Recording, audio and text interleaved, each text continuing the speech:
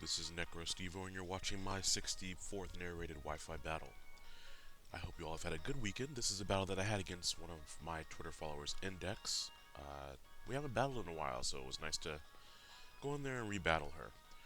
Also, I know that it's a long weekend for most of you guys, so if you all did anything especially cool, I'd like to hear about it, because I didn't do a darn thing this weekend. Granted, I don't have class on Fridays anyway, but, you know, it's good to get out. It's good to do something new every now and then just to mix it up. Especially since I know a lot of you all are in school, whether it be high school or college or anything like that. So if you did anything really cool, let me know about it. Otherwise, you can look at the team preview there and notice that she's running a pretty standard rain team, and I am leading with the Pidgeot. So that alone is kind of interesting. We were just going to do standard, and then I thought it'd be a bad idea to bring a Pidgeot. I don't really know why I brought it. Um, but it's fun to use. Pidgeot is one of those interesting Pokemon that's kind of outclassed by just about everything. But at the same time, I like its design, and its Pokedex entry says that it can fly faster than Mach 2, so that's kind of cool. I, for some reason, thought I had a choice scarf. I don't know why. I'm actually banded. I take that surf nicely, though, because Pidgeot is relatively bulky, which is a little bit nice. I'm able to do a great chunk of damage to Latios, but that was a first misplay of the battle, thinking that I had a choice scarf, and I'm banded. So I do know that a combination of probably Bullet Punch and Fake Out will allow me to take out Latios, so I go out into Colonel Twist. And she brings in Jirachi, which was expected, but if she left it in, I wanted to be able to kill it. Um, so Jirachi comes in. It's not going to take anything from Fake Out, really, but it will allow me to see its item. And since I see that she is not leftovers, I was assuming she was choiced in some way, most likely. Uh, and I believe here we are going to have a double switch. As she switches out to Dragonite, and I'm going to switch out to my Deoxys Defense form. Deoxys Defense is actually my favorite Deoxys form. He just looks the coolest in my opinion. And plus he has 95 base speed while still rocking those great defenses. This is a bit of a weird set. I haven't decided what type of set I wanted to run on him yet, but I'm trying to run him as more of a stall breaking type thing that can set up spikes as well. So I went for Nightshade just to break Dragonite's multi-scale ability. And I hit Politoed, which that's that. I was expecting her to go for Hypnosis or maybe Perish Song or something like that, but I find out that she is actually more offensive as she goes for Scald, and then I see Life Orb recoil. And she gets the burn, which is a little bit unfortunate because you see how well I took that, and if she hadn't gotten the burn, I would have been able to take more of those. Uh, but Red Card forces her out into Latios, and I didn't want her to set up on me because I know that she has a Calm Mining Latios. But now that the rain is up, Surf is going to do a great deal more than it did before, and she's going to be able to take down my Deoxys defense. That's a little bit unfortunate. I really should have at least set up one layer of Toxic Spikes, because then that would have hit her Congeldar, her Jirachi, her Politoed. If you're hitting half of the things on someone else's team with spikes, you should really set them up. But once again, I can threaten her out with the exact same thing that I had last time. This time she goes in into Blastoise. And not knowing what Blastoise was going to do, I think I was just going to switch out to someone else. I could have stayed in and Mach Punched it, but since Blastoise is so bulky, not really a lot of point in doing that. And of course, Blastoise can run a variety of different sets, both offensive and defensive. I do see the Rain Dish, which makes me think it's more defensive. She goes for Scald again. Here I'm just hoping that she doesn't get the stupid burn again, because I get Scald burned a lot. It's weird because when I have a match that I'm not going to post, regardless of whether I win or lose, the score isn't very good.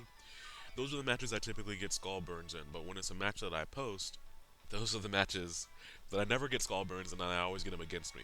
So it's very interesting. Maybe I should just go into every match, assuming I'm not going to post it, and then I can get some Skull Burn hacks going on.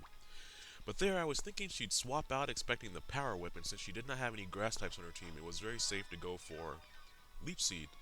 And of course, against a rain team, the utility of Ferrothorn is very, very nice because it resists that very powerful water type attacks that will be coming at you. Here I was expecting Trick, so I take this opportunity to switch out to my choice Scarfed Chandelure, and she actually goes for Doom Desire, which has one of my favorite animations in the entire game. Of course, Doom Desire takes 2 turns to activate, and now Jirachi can get stabbed from it just since they changed the mechanics of it.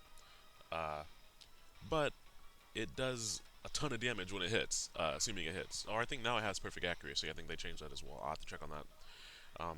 But knowing that I can just stay in and hit anything that she has on her team with a Shadow Ball, since I'm Scarfed, I can probably outspeed anything too. I'm able to go ahead and hit Politoed with a Shadow Ball, and since I am Scarfed, I will outspeed it. So I'm able to take down Politoed, which is nice, just because it helps kind of even up the score, and gets a little bit of momentum back on my side. Of course, she may have just been death foddering it to see what I would lock myself into, but I did want to lock myself into Energy Ball in case she stayed in. So I take the Doom Desire, and even though that's resisted, that did half of my HP. So I was a little bit surprised by that. Here I just stay in, wanting again to break the multi-scale. Um, you're you might be wondering why I didn't set up Stealth Rocks or anything with that Ferrothorn earlier. If you guys actually follow which Pokemon I use, that Ferrothorn was not nicknamed, which means it's a new one, and that's an offensive Ferrothorn. It has a curse set, so I'm trying that out, which means it doesn't have any entry hazards. But since she just went for Outrage right there, I know she's locked into it. I didn't know what item she was holding, though. I was really hoping it wasn't Choice Band, because this Ferrothorn is not as bulky as my other Ferrothorn. And I see that that Outrage is a 2-hit KO, and that really actually kind of scared me, because it's just like, this is the only thing I have to take Outrages. That's really not cool. After Leftovers, though, I think I can live another one. I'm going to get Leftovers, and I'm going to get Leech Seed. And then I can also maybe curse up on that turn, maybe depending on how well I live it, because I know Dragonite typically has a lot of HP. So that was the plan right there. So she has to stay in, go for yet another Outrage, and I know that she's banded at this point. There's no way she'd do that much damage if she was not banded. And I don't take that as well as I really wanted to, because there's no way I can live another one, really. She does get Confusion, and I was really hoping she'd just swap out for the Confusion, but I believe when I was going to go for a Curse, I misclicked and clicked Gyro Ball. So yes, I knocked her out, but that was a crappy misclick because that's not what I really wanted to do. I wanted to set up Curse, see if I can take those hits better, because she was giving me back HP from the Leech Seed, so I had no reason to go for a Gyro Ball right there. She goes back out into Jirachi, goes for Draco Meteor. I was really hoping I'd live this, but maybe that Jirachi is Choice Specs, because I do not live that hit. And just the fact that it's not stabbed makes me think that I really should have taken that better. But I'm thinking it is Choice Spec. I go out to Lantern here to see if she swaps out, and the fact that she swapped out when she could have gone for another move kind of gets me thinking that she is Choice Spec. I did go for, this is Lantern, is a Parafusion set, and I went for the Thunder Wave on the Switch, and now I get to Confuse Ray. It kind of sucks that I hit Conkeldurr because that gives her a Guts boost. And that really sucks because this Mach Punch does a ton of damage to my Lantern. Um, this Lantern actually kind of really irritated me when I was trying to breed it because, as you can see, it has 398 HP, which is just short of the 404 that I really wanted it to have, but I had a really crappy HP IV, and I had good defensive IVs, so I just went ahead and stuck with it. Um, but yeah, anyways, now that she is Parafusion, I think now is a good time to go out into Pidgeot to maybe use Return or Brave Bird to try to do a great chunk of damage to it. I then remembered that since I traded this Pidgeot over to my black version and trained it up to level 100 and then I traded it back, the happiness got reset. So I have to go for Brave Bird because Return's not going to do anything, which really sucks because I forgot to reset I forgot to raise the happiness back up using berries. So I go for Brave Bird. Choice Branded Brave Bird does a ton of damage to a defensive Blastoise. I'm actually pretty proud of Pidgeot for being able to do that much damage. Because it, really, you could, if you're going to use Brave Bird, you should be using Staraptor. And if you want something defensive, you should be using Noctowl. So Pidgeot is kind of in a weird niche there. But knowing that she's probably going to switch out, I go into Lantern, go for Thunderbolt. I could have gone for Hydro Pump, but I was really afraid I'd miss.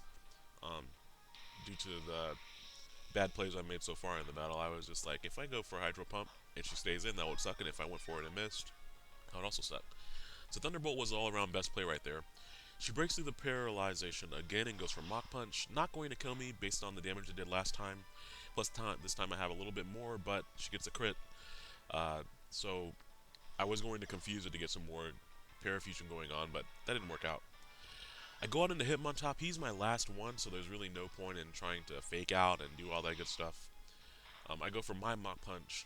She goes for Mach Punch too, because I don't really know why she went for Mach Punch, because a Drain Punch probably would have just killed me outright.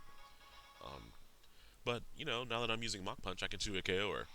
because mine's Black Belt, Technician, and Stab. So hers are gut boosted, but mine are a little bit stronger. So that would be really cool to see two Pokemon using the same move, since Mach Punch is shooting a punch that's so fast that the user can't see it.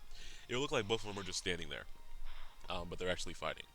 Anyways, though, she goes into the Blastoise, hits me with the Rain Boosted Scald, and that's going to be game. That wasn't a very close match, but I think that was a good match, because it was a lot of lower tier Pokemon used against a lot of higher tier ones. So, good job, Pidgeot. You actually helped out in a battle. But I hope you all did enjoy the match. I will talk to you all later, and I will be posting some more videos as the week goes on. Bye bye now.